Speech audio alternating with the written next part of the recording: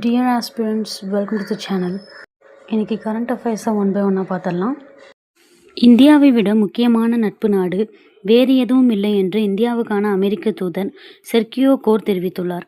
ரஷ்யாவிடமிருந்து கச்சா எண்ணெய் வாங்குவதை இந்தியா குறைத்து கொள்ள வேண்டுமென அமெரிக்க அதிபர் டொனால்ட் ட்ரம்ப் வலியுறுத்தினார். இதை ஏற்க மறுத்த நிலையில் இந்திய பொருட்களுக்கு அமெரிக்கா 50% வரி விதித்தது. இதனால் இரு நாடுகளுக்கு இடையிலான உறவில் விரிசல் ஏற்பட்டுள்ளது. குறிப்பாக அதிபர் ட்ரம்பை சந்திப்பதை பிரதமர் மோடி தவிர்த்து வருகிறார். இந்நிலையில் இந்தியாவுக்கான அமெரிக்க தூதராக நியமிக்கப்பட்டிருந்த செர்கியோ கோர் டெல்லியில் உள்ள அலுவலகத்தில் நேற்று பொறுப்பேற்றுக் கொண்டார். பின்னர், நான் அதிபர் ட்ரம்புடன் உலகம் முழுவதும் பயணம் செய்துள்ளேன். பிரதமர் மோடியுடனான அவரது நட்பு உண்மையானது. உண்மையான நண்பர்களுக்கு இடையே கருத்து வேறுபாடுகள் இருக்கலாம். ஆனால் இறுதியில் அவர்கள் அந்த வேறுபாடுகளை பேசி தீர்த்து கொள்வார்கள். இரு நாடுகளுக்கும் இடையிலான உறவை அடுத்த கட்டத்துக்கு கொண்டு செல்வதே எனது நியமனத்தின் நோக்கம். மேலும் அடுத்த ஆண்டில் ட்ரம்ப் இந்தியாவுக்கு வருவார் என்று நம்புகிறேன். இந்தியாவை விட முக்கியமான நட்பு நாடு வேறு எதுவும் இல்லை. மக்கள் தொகையில் இந்தியா உலகின் மிகப்பெரிய நாடு. எனவே இரு நாடுகளுக்கு இடையிலான தாராள வர்த்தக ஒப்பந்தத்தை வெற்றிகரமாக முடிப்பது எளிதான காரியமல்ல. இருப்பினும் இந்த ஒப்பந்தத்தை வெற்றிகரமாக இறுதி கட்டத்துக்கு கொண்டு செல்வதில் இரு நாடுகளுக்கும் உறுதியாக உள்ளன என்று தெரிவித்தார்.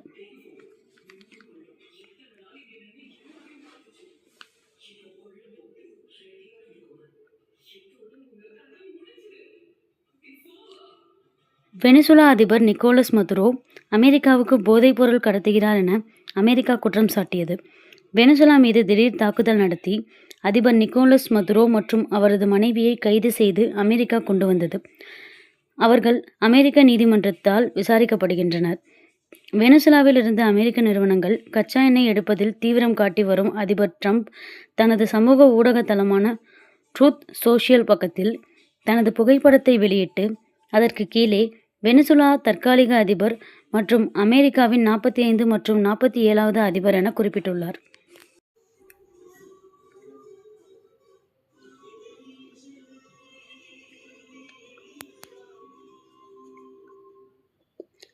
பிரதமர் நரேந்திர மோடியும் ஜெர்மன் பிரதமர் ஃப்ரெட்ரிக் மெர்ஸும் சந்தித்து பேசினர். அப்போது ரஷ்யா உக்ரைன் மோதல், காசா நிலைமை மற்றும் பிற உலகளாவிய சவால்கள் குறித்து இரு தலைவர்களும் விரிவாக ஆலோசனை நடத்தினர். அடுத்து பிரச்சனைகளுக்கு அமைதியான முறையில் தீர்வு காண்பதையே இந்தியா எப்போதும் ஆதரிக்கிறது என்று பிரதமர் மோடி உறுதிபட தெரிவித்தார். இந்த சந்திப்பின் போது கல்வித்துறையில் இருதரப்பு உறவுகளை விரிவுபடுத்துவதற்கு ஒரு விரிவான திட்டத்தை வகுத்தனர். குறிப்பாக ஜெர்மன் பல்கலைக்கழகங்கள் இந்தியாவில் தங்களது வளாகங்களை திறக்க வேண்டும் என்று பிரதமர் மோடி அழைப்பு விடுத்தார். தீவிரவாதம் குறித்தும் இருவரும் ஆலோசித்தனர். அப்போது பஹல்காம் தீவிரவாத தாக்குதல், டெல்லி கார் குண்டுவெடிப்பு ஆகியவற்றுக்கு கண்டனம் தெரிவித்தனர். மேலும் தீவிரவாதம் ஒட்டுமொத்த மனிதகுலத்துக்கும் ஒரு கடுமையான அச்சுறுத்தல் என்பதில் தானும் மெர்ஸும் உடன்படுவதாக மோடி கூறினார். இந்தியாவும் ஜெர்மனியும் தீவிரவாதத்துக்கு எதிராக ஒற்றுமையாக நிற்கும் என்றும் உலக நாடுகளும் தீவிரவாதத்தை எதிர்த்து போரிட ஒன்றிணைய வேண்டும் என்றும் அவர் கூறினார். இதையடுத்து இரு தலைவர்களும் இந்தியா ஜெர்மனி கார்ப்பரேட் நிறுவன தலைமைச் செயல் அதிகாரிகள் மன்ற கூட்டத்தில் கலந்து கொண்டனர்.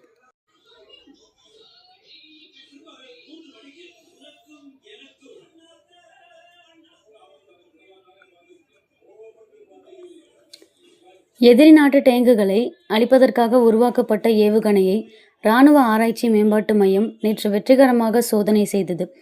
எதிரி நாட்டு டேங்குகள் மற்றும் கவச வாகனங்களை தாக்கி அழிக்க இலகு ரக ஏவுகணை ஒன்றை டிஆர்டிஓ உருவாக்கியது. இதை தோளில் சுமந்து செல்லும் லான்ச்சர் மூலம் ஏவ முடியும். 3ஆம் தலைமுறை ஏவுகணையான இதற்கு MBADGM என பெயரிடப்பட்டுள்ளது. இதற்கு சுமந்து செல்லக்கூடிய டேங்க் எதிர்ப்பு ஏவுகணை என பொருள். இந்த ஏவுகணையை தோளில் சுமந்து செல்லும் லான்ச்சர் மூலம் ஏவும் போது இது வானில் உயரமாக சென்று பின் செங்குத்தாக கீழ் இறங்கி நகர்ந்து செல்லும் இலக்கை தாக்கும். இந்த ஏவுகணையில் உள்ள அனைத்து அம்சங்களும் உள்நாட்டு தொழில்நுட்பத்தை பயன்படுத்தி டிஆர்டிஓ அமைப்பின் துணை நிறுவனங்கள் உருவாக்கின. இந்த ஏவுகணை மகாராஷ்டிரா மாநிலத்தின் அகில்யா நகரில் உள்ள பாலைவன பரிசோதனை மையத்தில் நேற்று சோதித்து பார்க்கப்பட்டது.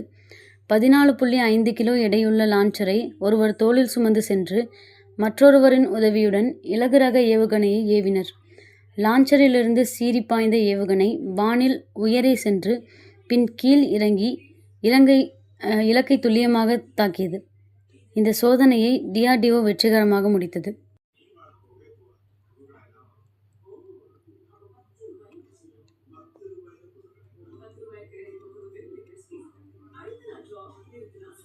காமன்வெல்த் நாடுகளின் சபாநாயகர்கள் மற்றும் தலைமை அலுவலர்களின் 28வது மாநாட்டை பிரதமர் மோடி வரும் 15ஆம் தேதி டெல்லியில் தொடங்கி வைக்கிறார்.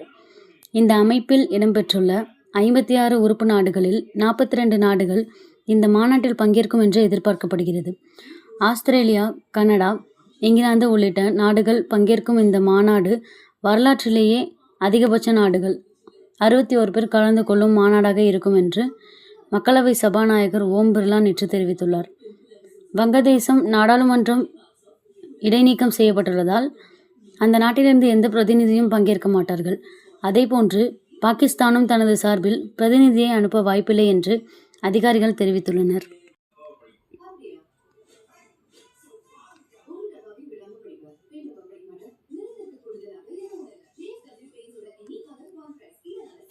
மத்திய அரசின் நிதி பகிர்வில் பாகுபாடு காட்டுவதாக கூறி கேரள முதல்வர் பினராயி விஜயன் தலைமையில் நேற்று ஒருநாள் சத்தியாகிரக போராட்டம் நடைபெற்றது. அப்போது முதல்வர் பினராயி பேசியது, அரசியலமைப்பு சட்டத்தால் உத்தரவாதம் அளிக்கப்பட்ட உரிமைகளை பாதுகாக்க ஒரு மாநிலம் அசாதாரண போராட்டத்தில் ஈடுபட வேண்டிய கட்டாயத்துக்கு தள்ளப்பட்டுள்ளது. இது இந்நில மக்கள் உயிர் வாழ்வதற்கான போராட்டம். அனைத்து அதிகாரங்களும் எங்களின் கைகளில்தான் உள்ளது என்று கூறி மத்திய அரசு நமது உரிமைகளை தன்னிச்சையாக பறிக்கும் செயலில் ஈடுபட்டுள்ளது. இந்த உரிமைகளை பாதுகாக்கவே இந்த சத்தியாகிரக போராட்டம். மாநிலத்தின் முன்னேற்றத்தை தடுப்பதற்காக மத்திய அரசு வேண்டுமென்றே பல்வேறு தடைகளை உருவாக்கி வருகிறது என்று அவர் தெரிவித்தார்.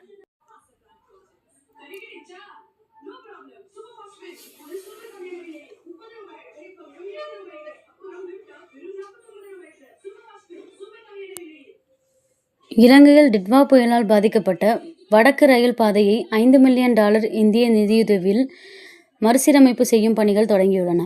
கடந்த டிசம்பர் மாத தொடக்கத்தில் டிட்வா புயல் இலங்கையை தாக்கியது. இதில் 643 பேர் உயிரிழந்தனர், ஆயிரக்கணக்கானோர் காயமடைந்தனர். மேலும் அந்நாட்டில் பெரும் சேதத்தை ஏற்படுத்தியது. ஏற்கனவே பொருளாதார பின்னடைவை சந்தித்துள்ள நிலையில் இந்த டிட்வா புயல் பேரிடரால் ஏற்பட்ட சேதத்தை சீர்படுத்த முடியாத நிலை இலங்கைக்கு ஏற்பட்டது. இதையடுத்து உலக நாடுகள், உலக வங்கி மற்றும் சர்வதேச நாணய நிதியம் உள்ளிட்டவைகளிடமிருந்து இலங்கை கடன் உதவி கோரியது. அந்த வகையில் டிட்வா புயலால் பாதிக்கப்பட்ட இலங்கைக்கு உதவிடும் வகையில் இந்திய அரசு ஆபரேஷன் சாகர் பந்த் என்ற திட்டத்தின் கீழ் நிவாரண உதவிகளை செய்தது. மேலும் பிரதமர் நரேந்திர மோடியின் சிறப்பு தூதராக மத்திய வெளியுறவுத்துறை அமைச்சர் ஜெய்சங்கர் இலங்கை சென்றார். அங்கு புயலால் பாதிக்கப்பட்ட பகுதிகளை பார்வையிட்டதுடன் அந்நாட்டு அதிபரையும் சந்தித்தார். அதைத் தொடர்ந்து டிட்வா புயலால் பாதிக்கப்பட்ட இலங்கைக்கு 4000 கோடி நிதியுதவியை இந்தியா வழங்கியது.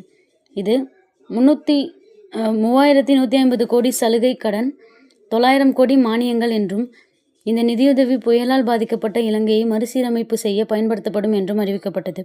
இந்நிலையில் இந்தியா அளித்த நிதியுதவியிலிருந்து $5 மில்லியன் தொகை மதிப்பில் இலங்கையின் வடக்கு ரயில் பாதை மறுசீரமைப்பு பணிகள் தொடங்கப்பட்டுள்ளன. இதனை இலங்கைக்கான இந்திய தூதர் சந்தோஷ் ஜா, இலங்கையின் போக்குவரத்து, நெடுஞ்சாலைகள் மற்றும் நகர்ப்புற மேம்பாட்டு அமைச்சர் ஆகியோர் தொடங்கி வைத்தனர். இது குறித்து இலங்கையில் உள்ள இந்திய தூதரகம் வெளியிட்டுள்ள செய்திக்குறிப்பில், டிட்வா புயலால் இலங்கை வடக்கு ரயில் பாதையின் சேதமடைந்த பகுதிகளை மீட்டெடுப்பதற்கு இந்தியா நிதியுதவி உதவும். மேலும் இதன் மூலம் அத்தியாவசிய போக்குவரத்து சேவைகள் மீட்டெடுக்கப்படும் என தெரிவிக்கப்பட்டது.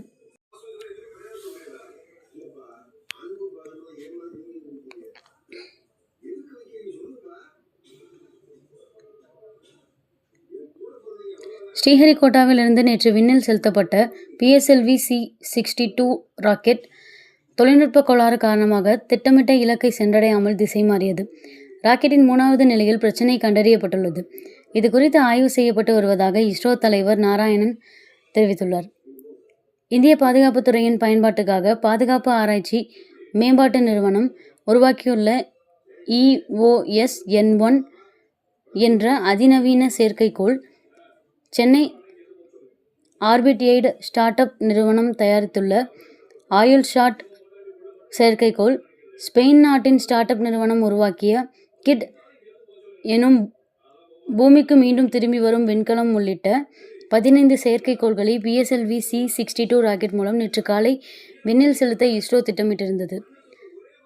புவி கண்காணிப்பு மற்றும் இராணுவ பாதுகாப்புக்கான தரவுகளை நிகழ்நேரத்தில் வழங்கக்கூடிய வகையில் வடிவமைக்கப்பட்டிருந்த EOS-N1 செயற்கைக்கோள் 505 கிலோமீட்டர் தொலைவு கொண்ட சூரிய ஒத்திசைவு சுற்றுப்பாதையில் நிலைநிறுத்த இஸ்ரோ விஞ்ஞானிகள் திட்டமிட்டிருந்தனர். PSLV C-62 ராக்கெட் 44.4 மீட்டர் உயரம் கொண்டது.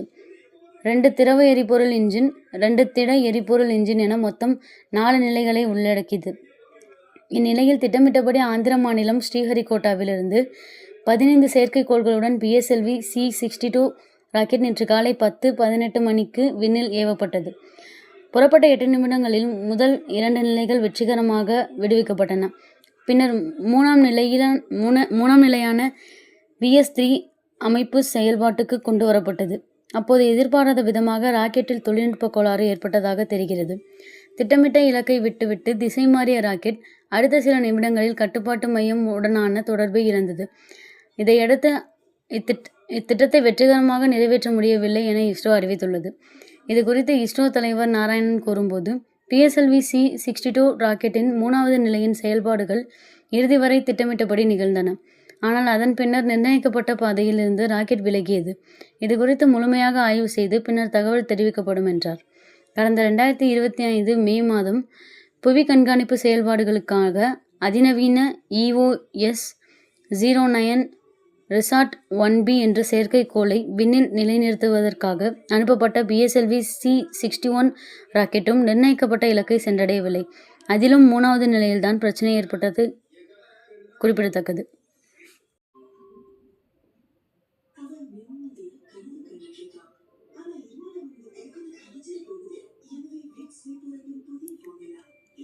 காவிரி டெல்டா மாவட்டங்களில் 9 லட்சம் ஏக்கரில் சம்பா நெல் சாகுபடி செய்யப்பட்டு தற்போது அறுவடை தொடங்கியுள்ளது.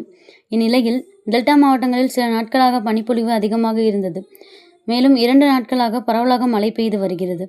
இதனால் ஈரப்பதம் அதிகரித்துள்ளதால் இயந்திரம் மூலம் அறுவடை செய்யும் பணி தோய்வடைந்துள்ளது. சில இடங்களில் நெற்கதிர்கள் வயலில் சாய்ந்துள்ளன.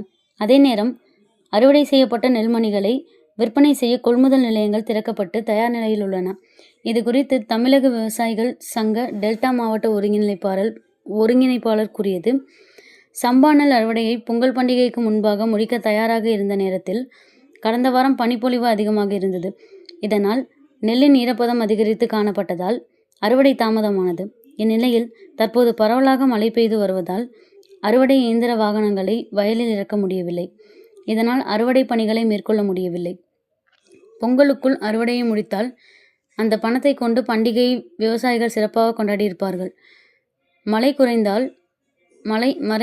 குறைந்தால்தான் அறுவடை தீவிரமடையும் என்று கூறினார். நாகை, மயிலாடுதுறை, காரைக்கால், திருவாரூர் மாவட்டங்களில் நேற்று அதிகாலை முதல் பரவலாக மிதமான மழை பெய்தது. இதனால் பல இடங்களில் சம்பா அறுவடை பணி பாதிக்கப்பட்டுள்ளதுடன் நெற்பயிர்களில் புகையான் நோய் தாக்குதல் ஏற்படும் அபாயம் உள்ளதால் விவசாயிகள் கவலையடைந்துள்ளனர். If you like the video, subscribe the channel, like, share, comment and press the bell icon.